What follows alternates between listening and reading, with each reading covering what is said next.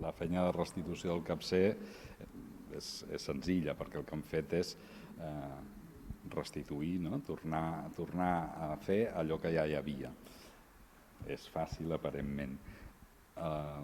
Això s'ha hagut de fer amb tècniques tradicionals de picapedrers, això és més complicat perquè l'ofici ja s'ha perdut, o n'hi ha pocs, i s'ha hagut de fer amb un criteri important que és evitar el fals històric. El fals històric vol dir que sigui reconeixible allò que s'ha fet nou respecte al que hi havia, però trobant el punt de que tingui una integració en l'edifici, en aquest punt d'equilibri en el qual, diguem, el Pau Arroyo com a restaurador ha tingut un paper important, de trobar-li el punt al treball dels picapedrers, a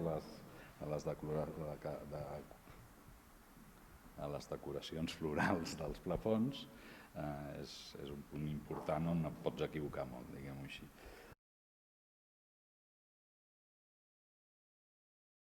El capcer s'assemblarà moltíssim a l'original dissenyat per Domènech i Muntaner. Bàsicament per això, perquè hem pogut recuperar alguns fragments d'alguns dels elements que constituïen aquest capcer original.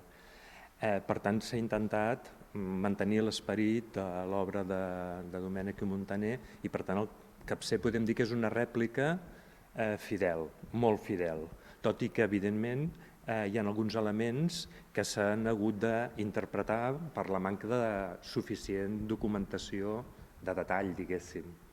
Però en termes generals podem dir que manté l'esperit i manté unes similituds molt grans amb el que seria el capcer original.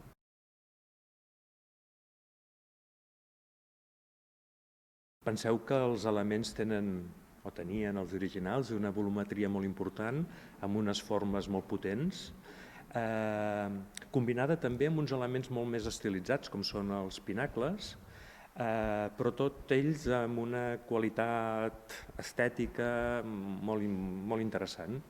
La combinació dels diferents elements que constitueixen el capcer, la relació entre ells, les formes pròpiament modernistes, especialment a base d'elements florals, vegetals, de motius del món natural, que són tan característics del modernisme.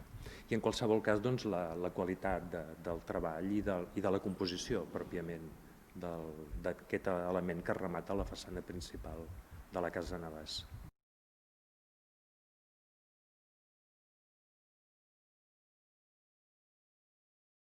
El que no pots fer mai és fer passar una reconstrucció actual, contemporània, com si fos una peça original, d'un autor diferent a tu, a més. I en aquest cas s'han hagut de buscar algunes estratègies. Una d'elles ha estat fer que els relleus no tinguessin la profunditat que tenien els originals i simplificant també les formes, lleugerament. O sigui, tu podràs veure una flor des de baix, però no tindrà la volumetria, no tindrà la superfície que tindria la peça original, que tenia la peça original.